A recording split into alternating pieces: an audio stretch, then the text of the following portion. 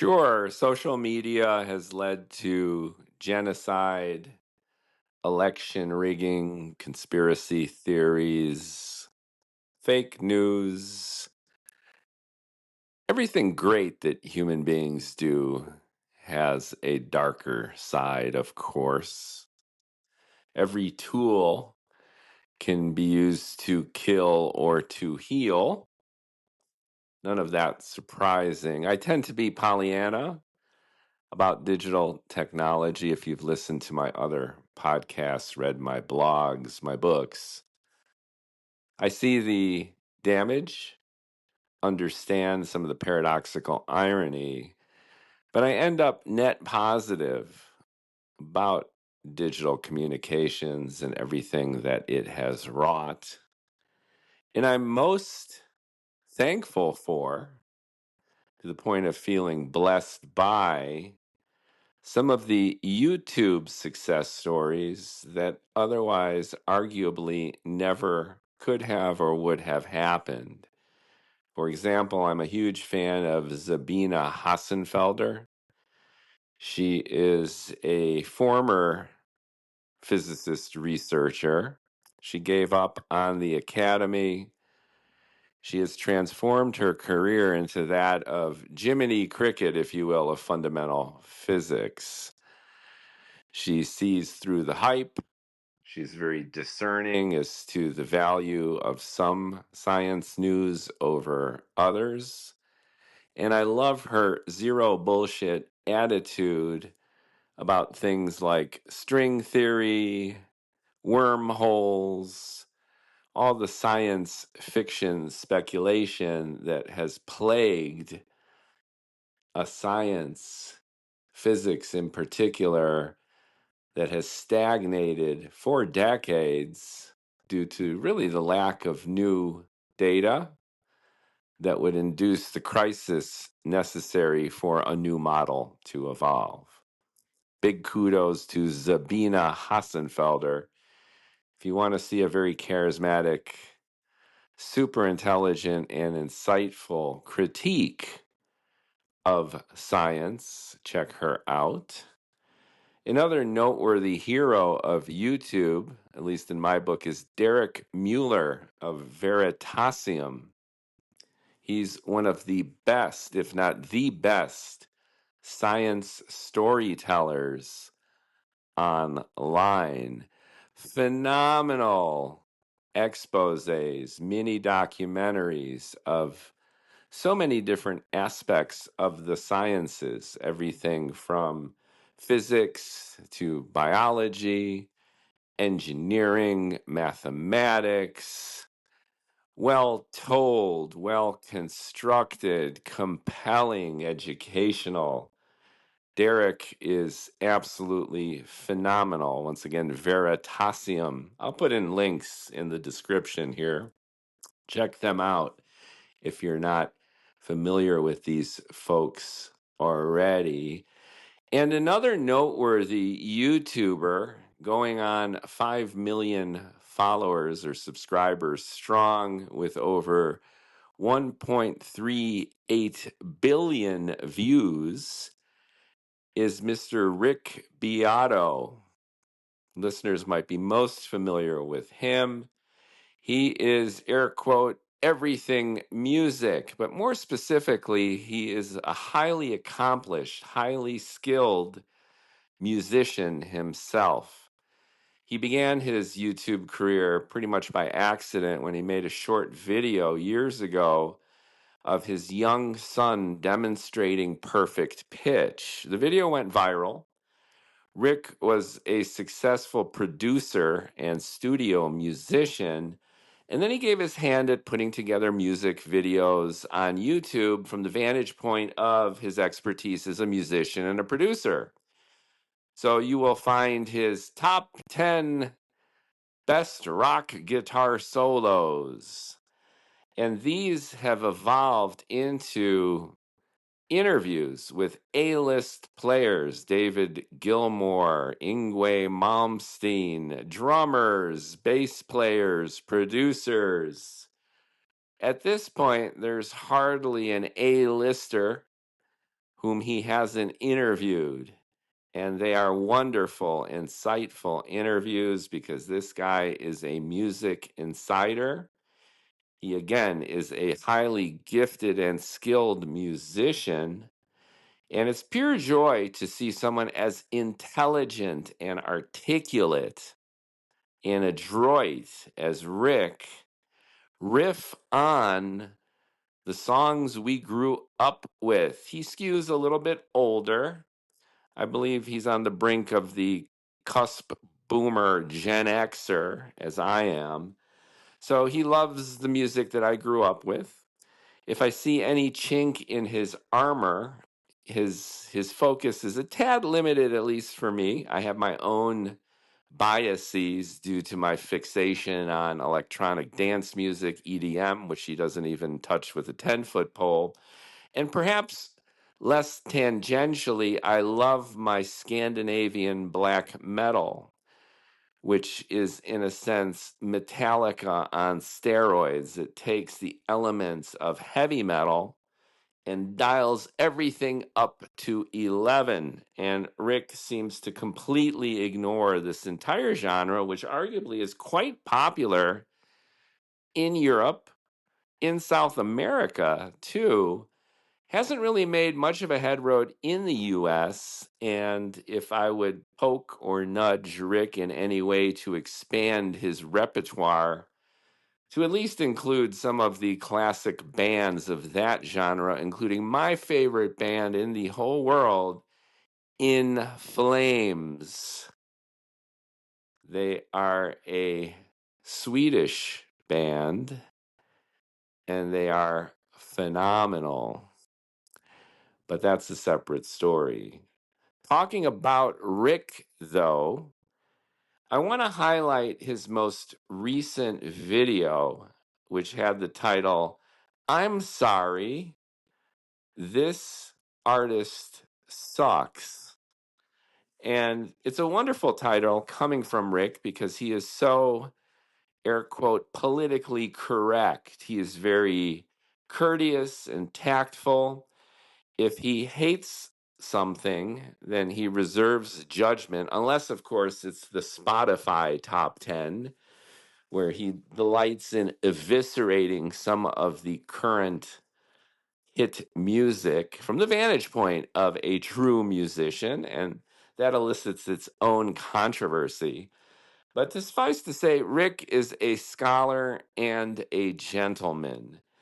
And for him to publish a video with that title, I'm sorry, but this artist sucks, it's not only clickbaity and attention getting, but it seems to go against the grain of his entire sensibility. So, of course, it got a click from me. And the 11 or so minutes is a fantastic expose of the evolution of artificial intelligence and its ability to, on the fly, write a hit song. Now, he created this video in the wake of the AI band known as Velvet Sunrise, I believe. All of the music outlets were blasting headlines of a purported popular up-and-coming band named Velvet Sunrise, I believe. And the band photo looked GPT generated. It had that same kind of dark brownish hue to it with the odd halo-y lighting. I think you know what I mean. The cartoon-like expressions and aesthetic flavor of the AI generated images of the band, all of whom, of course, looked stereotypically progressive country rockish. And then the songs themselves, an entire album of material which had zoomed up the Spotify charts out of nowhere. The songs were catchy, but noticeably generic and a little bit clunky in a way that seemed to suggest that they were AI generated, not real musicians in a studio, not even drum machines or synthesized keyboard, but all fake.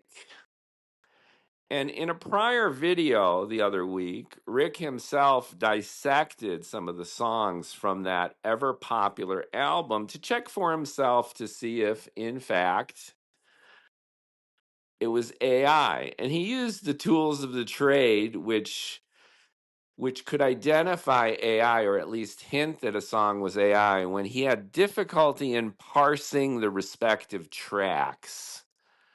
So, from a technical point of view, if you take an old song and you use the Led Zeppelin song recorded in 1969 as a counterexample, when you pump it into the machine, then it parses out each individual track with ease. Drums, guitar, bass, vocals. And Jimmy Page, the maestro genius of Led Zeppelin, would layer his guitars and pan them back and forth. So there are additional tracks, often multiple guitar tracks to layer the music.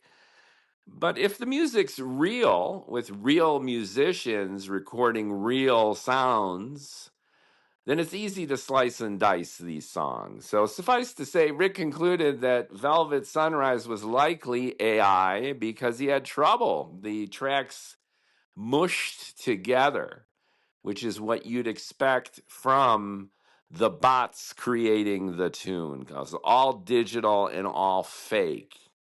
Okay. So a few days after Rick published that or posted that video, the industry ended up agreeing with him because the creators of Velvet Sunrise apparently fessed up. They saw it, or at least used it as an excuse, their claim that they were demonstrating the power of AI to give heads up to the industry as almost a favor to it, like, look what we can do. Heads up, this phenomena is real, and we all need to do something about it. Okay, I don't know their motivation. And as Rick himself points out, Spotify, arguably all the music platforms who monetize off of streaming digital audio, already employ an army of bots and bot handlers to create AI music. Why? Because if you license songs, you need to pay the artist. Even if it's pennies or fractions of a penny per stream, you're talking millions of streams, so tens, hundreds of thousands of dollars need to get paid to real people who are real artists creating real music. So it's way easier if you hire some dude or dudette with the tools that are already available to everybody to just make this shit from scratch and air quote license it to Spotify, or have them as Spotify employees doing this. So obviously, from the point of view of saving money, especially for playlists that tend to be very generic, such as mood music, music to meditate by, sleep music, yoga music, biking music, where you don't really care who it is. And it's kind of like a soundtrack to a movie. You just don't really give a shit. It's just in the background. It fits the kind of playlist music that you feel like listening to, apropos to what you're otherwise doing, and you don't really pay attention to it. In the background, barely noticeable, just like a good movie soundtrack. Contrary to Hans Zimmer, who needs to shake you out of your seat and make you shit your pants when an actor on screen makes a move for a cup of coffee. But that's a whole separate podcast right there. Anyway, I digress. The point I'm making here is that Rick just recently made a wonderful video where he, in real time pretty much, creates an artificial band with artificial songs right before our very eyes.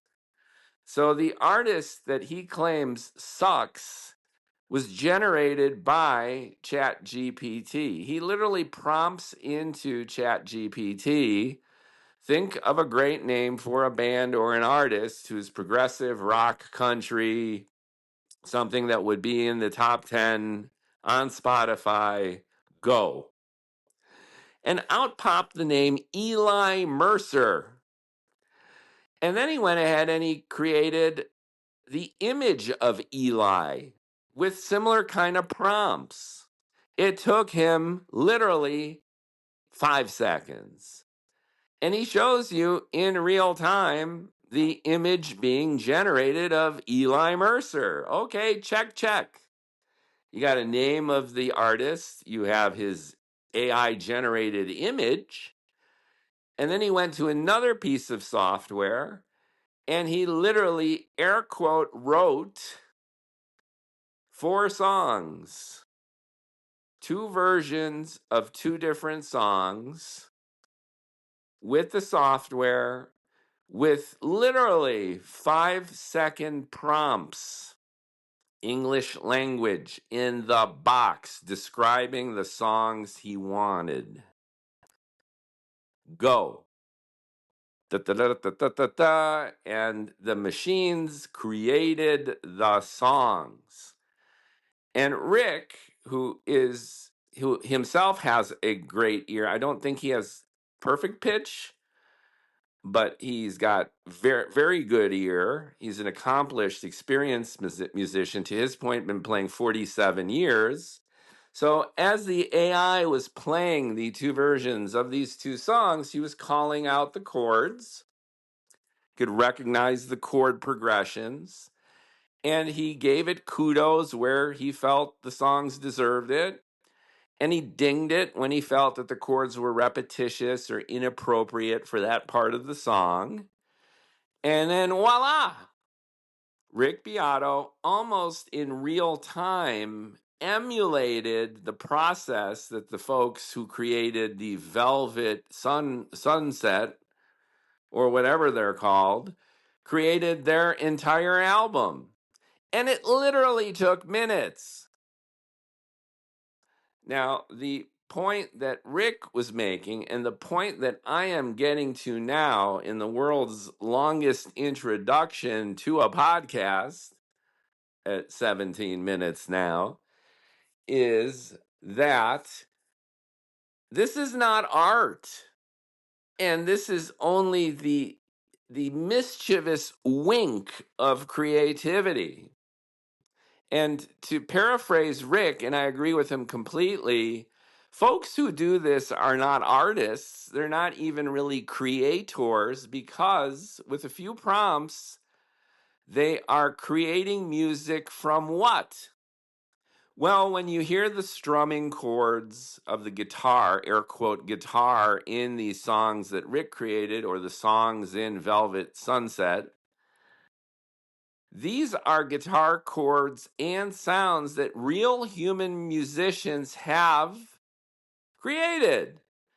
And what the bots do is analogous to what the bots do when you ask it to write an essay or create anything textual, where they go into a pool of information that has been chopped up into what they call tokens. And these models are trained. They're trained with literally billions of dollars worth of advanced, high-speed integrated circuits, the kind of circuits that have made NVIDIA the number 1 company on planet Earth, cracking $4 trillion in market cap, processing all of the matrix mathematics, the probabilistic mathematics that are the underpinning of how these transformers work. So whether it's text or chords of a song, the machines go into a pool of data, and the data is chopped up bits and pieces of songs, of essays, of articles, of write-ups, of any conceivable form of established human expression in these modalities. And thanks to their training, they have mathematically deduced, probabilistically, the likelihood that a chunk of this soup of data is associated with another chunk within the soup of data. And then it strings them together based on what you're asking for. Now, there's about 400 different steps that go on in this process. And if you want an excellent, excellent YouTuber, another one who I want to extol and share is the channel 3 Blue 2 Brown. I think I got that right. 3 Blue 1 Brown.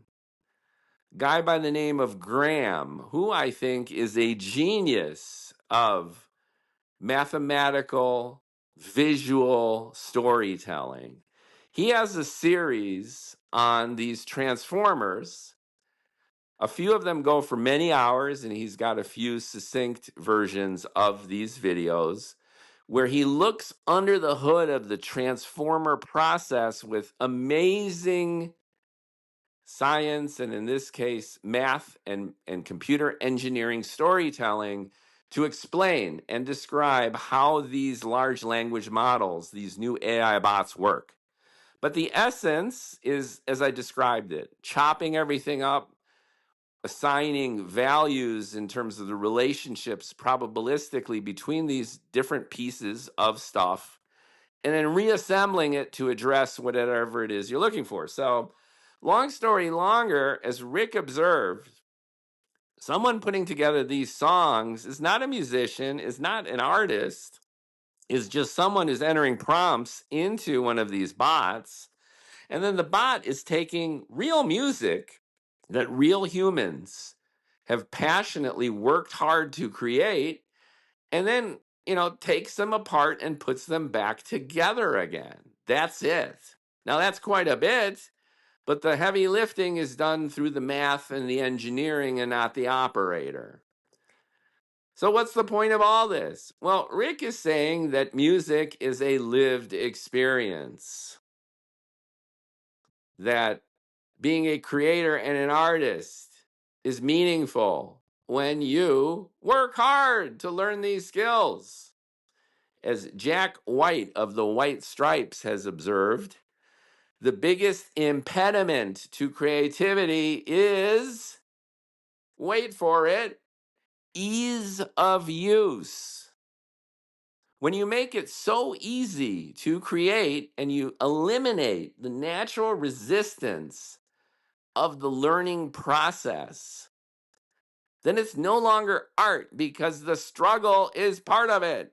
The struggle is the fuel that drives it.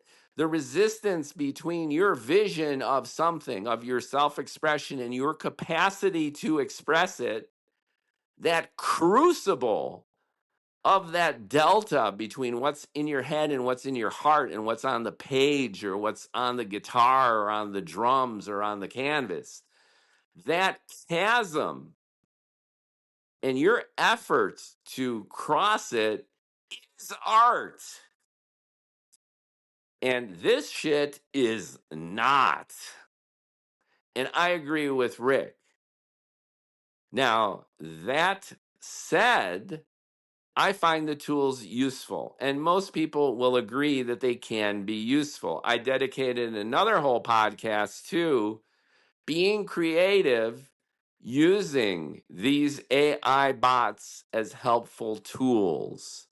And I'll put that link in the description too in case you're curious. But my focus here now is not to talk about the usefulness of these bots, but the attitude that goes into this kind of air quote creativity. And now, how's that for an introduction? I thought it would be a minute long, and we're cracking almost 25. And now I'm finally ready for welcoming you to the Bald and Bloviating Podcast. I am your host, Mookie Spitz, and I have already been bloviating in detail, heading toward DJs, AI, and the hubris of today's bullshit artists. And with that setup, I think I'm ready to talk about and reminisce through my experiences in the 90s as a bar manager. Now, bear with me for a second because it's relevant and it'll pull through this setup that I have shared.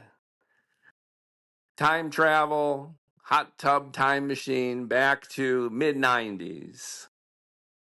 I am the bar manager of a popular dance club in Chicago. Part of my job, and my job, especially on weekends, was to host anywhere from 200 to 300 people in one nightclub, sometimes even more than that at peak, to over 1,000 in a bigger nightclub. So I managed two for a time being there. And the talent. So I hired DJs. I hired DJs for the weekdays with lower volume, but with just as much dancing and mayhem. And most critically, I hired high profile, air quotes, celebrity DJs who toured the country, sometimes the world, to DJ on the busy Friday and Saturday nights. Now, at the time, I also wrote a column for the Nightlines newspaper, which was an entertainment newspaper on the street. Ms. Tracy Baim was my editor, and she was terrific. She just kind of set me loose. And I had a column called Metro Mookie, where I shared bar gossip and observations of the life. And one of my columns was dedicated to DJs. And it was fanciful and funny. And I wish I could share the link, but I think that was in the pre-digital days, and Tracy has yet to digitize some of these issues. But suffice to say that I had a fun list of why DJs drove me absolutely crazy. Now, being a bar manager is a lot like being a small business owner coupled with being a cop. So, in other words, you see the best, but usually the worst of everyone. Employees who don't show up or show up late. It was a cash-only business, so they stole everything that they could. From the coat check to the DJ booth, it was endless attitude, and you had sex and drugs, and in this case, electronic dance music. Complete pandemonium.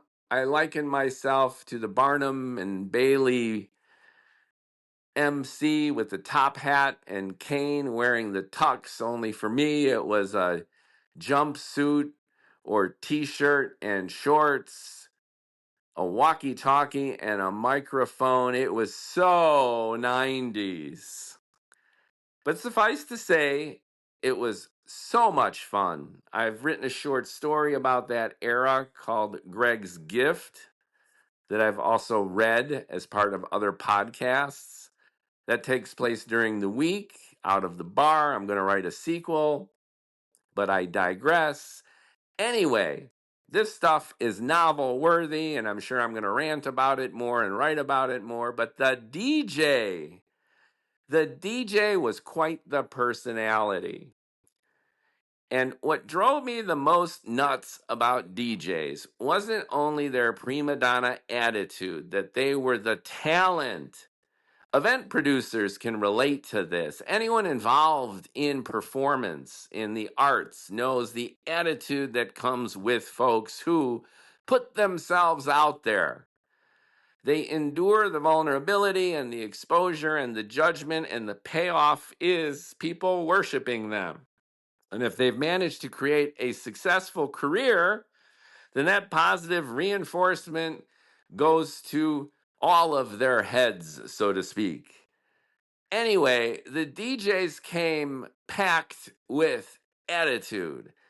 And the essence of their attitude wasn't just that they had thousands of raving fans, or I would pay them hundreds, if not thousands of dollars in cash at the end of the night for their 3-hour max set, but that they were up there in the booth.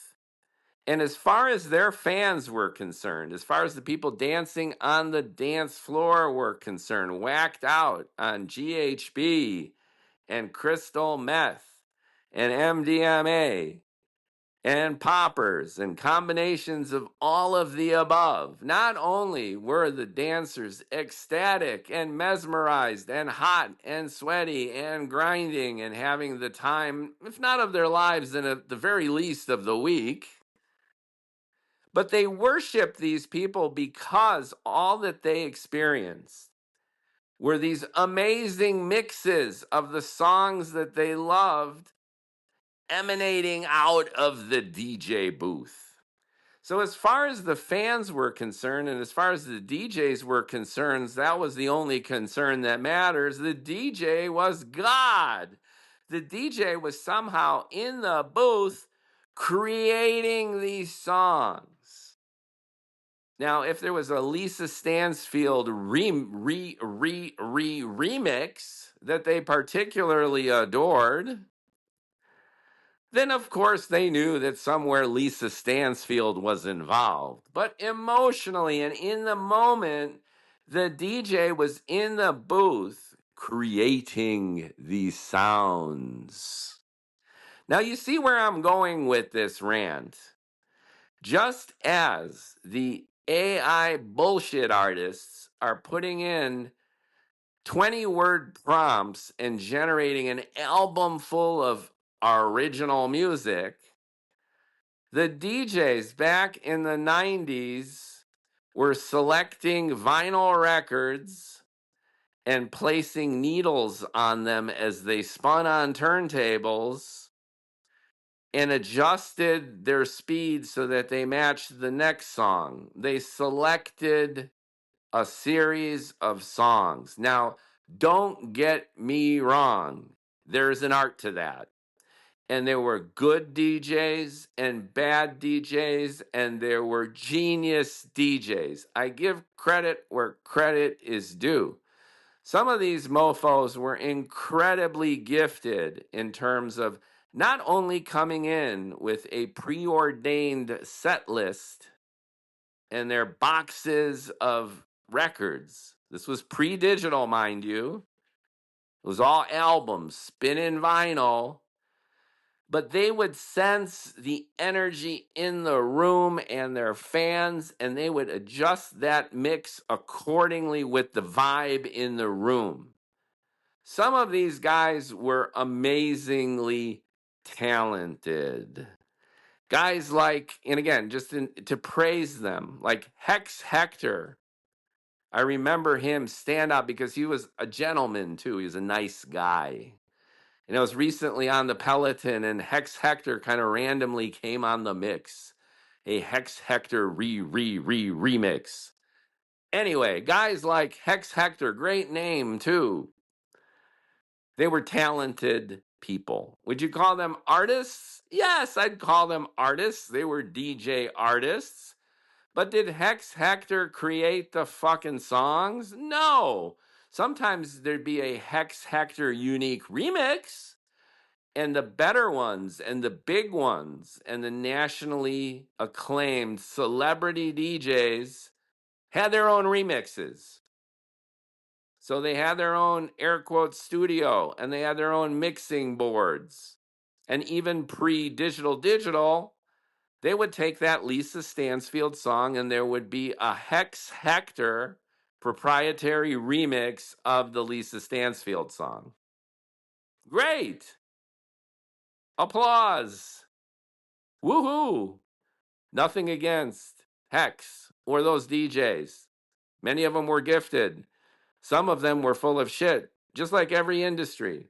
But the point I'm making here is that all of them acted like they created the fucking songs. And with that came attitude. And with that came a prima donna attitude that bar managers like me had to deal with. Now, I can go into a million vignettes of incidents that attitude precipitated, and I will dive into that in future rants and my book, of which Greg's Gift will be a part. But suffice to say, for the purpose of this rant, that DJs had the hubris that came with being a bullshit artist. Because as I highlight in my new novel, Johnny Fazuli and the Transfinite Reality Engine, Jonathan Fazuli Jr. is exactly this kind of bullshit artist. He thinks that his inventions, which are frauds, actually work. That's how he's able to sell them in and hustle his marks.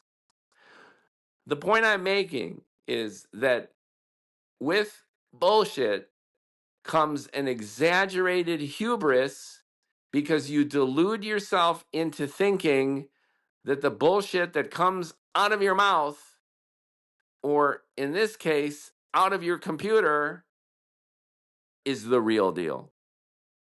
You are smarter and faster and better and more clever and richer than those fools who shun Jack White's ease of use, than those morons who actually learn how to do things and work hard to accomplish their goals. Why would you do that in this age of prompts creating songs in 20 seconds? Like mobsters in New Jersey who think working people are idiots for taking the train into the jobs they hate, when it's way easier to extort restaurant owners and be a pimp and sell drugs. So once again, ease of use. Bullshit artistry engenders hubris, which is inversely proportional to talent and hard work. And do you see the connection I'm drawing here? That's what Rick's video reminded me of. DJs, AI, and the hubris of today's bullshit artists. So people are complaining about AI. It's going to end the world. They're going to take over. Probably. Although I see it more like Scarlett Johansson's disembodied voice in the movie Her, where if the machines attain that level of transcendence and omnipotence, I don't think they're necessarily going to bother with us. There's so many more interesting things that they can do than enslaving the human race. Although maybe maliciousness might come along for the ride. Daniel Dennett versus Steven Pinker. If intentionality is in fact the foundation of AGI, true AGI and sentience, then clearly you get that mix of good and evil even in a bot. But again, I digress.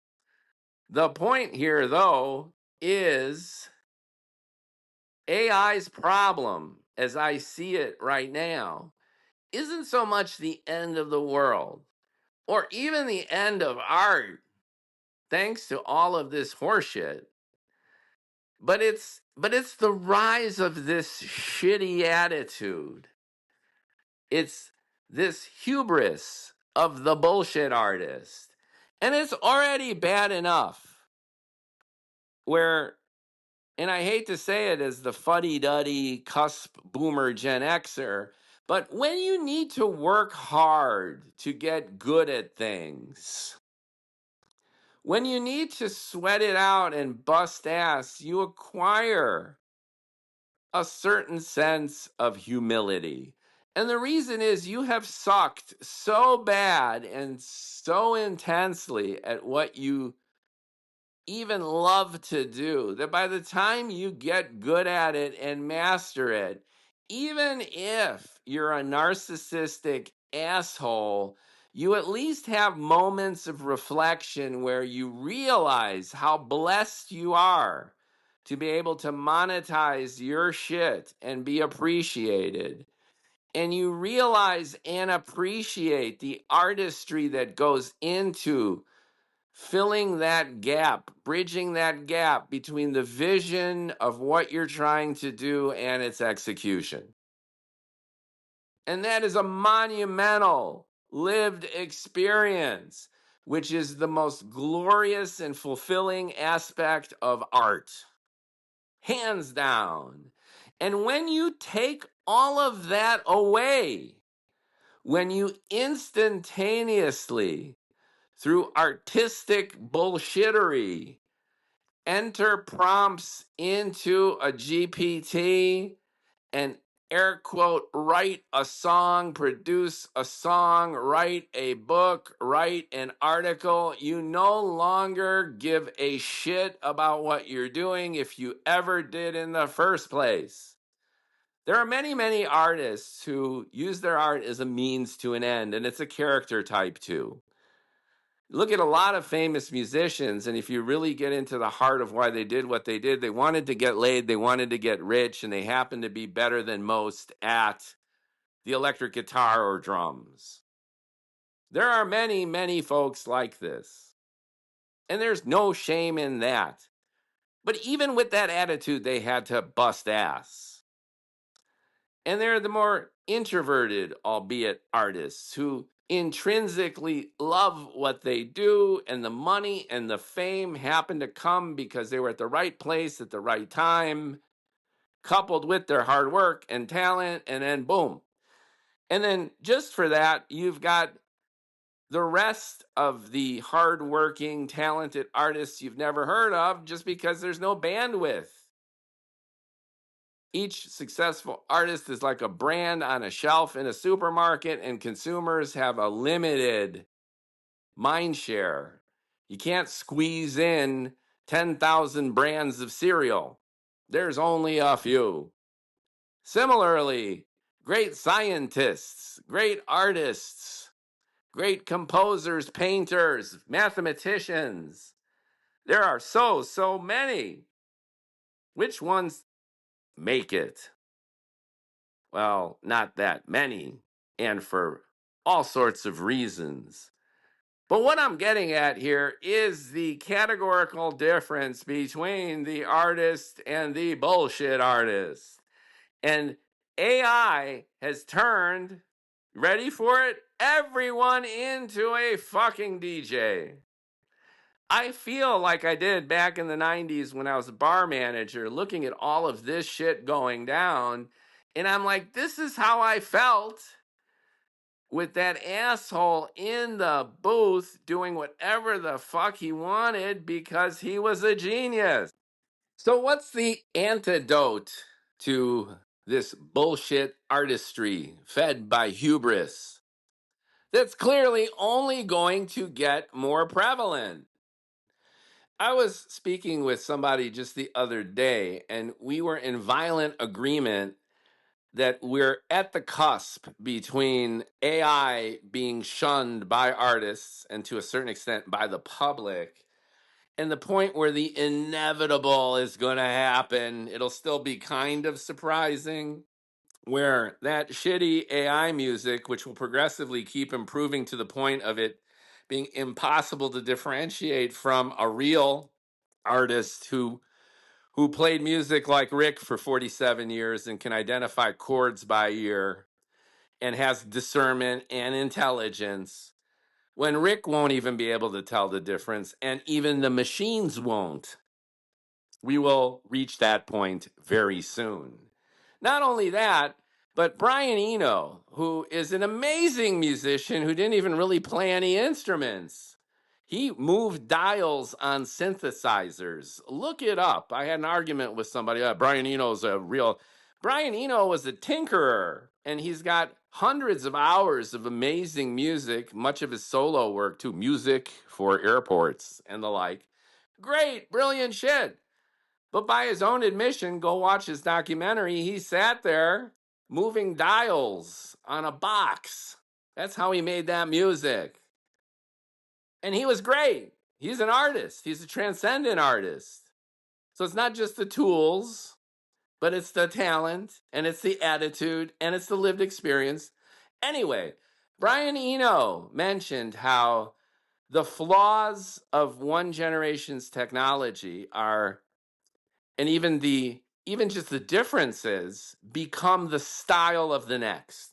So the very tinny, heavy mid-range sound of CDs, remember compact discs? There was a revolution in the streets where vinyl was shifting to CDs.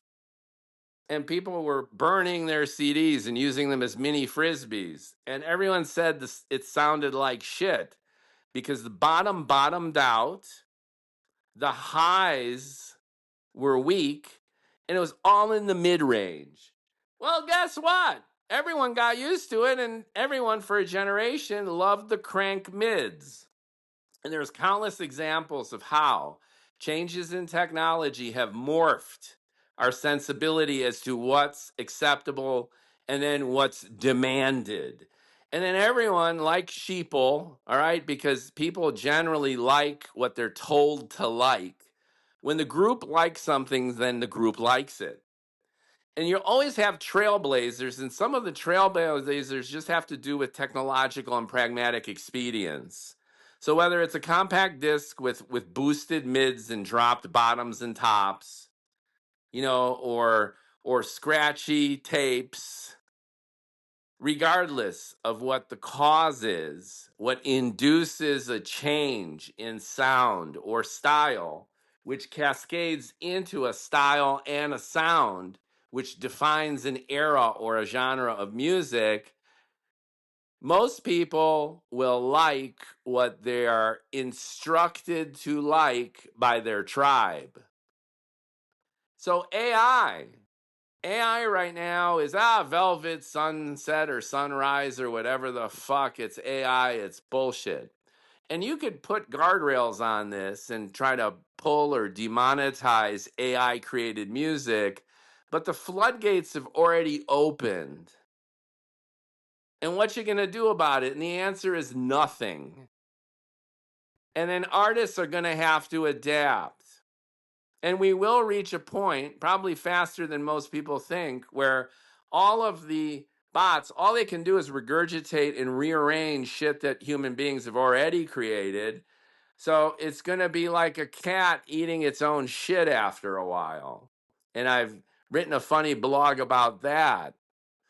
But suffice to say that you're always going to need humans to ghost up the machine. And I think, projecting this forward just a little bit predictively, I think humans will always be that ghost in the machine, adjusting things, egging on the bots, and people will always be real musicians, but it's going to be more of like a cottage hobby rather than its own kind of thing.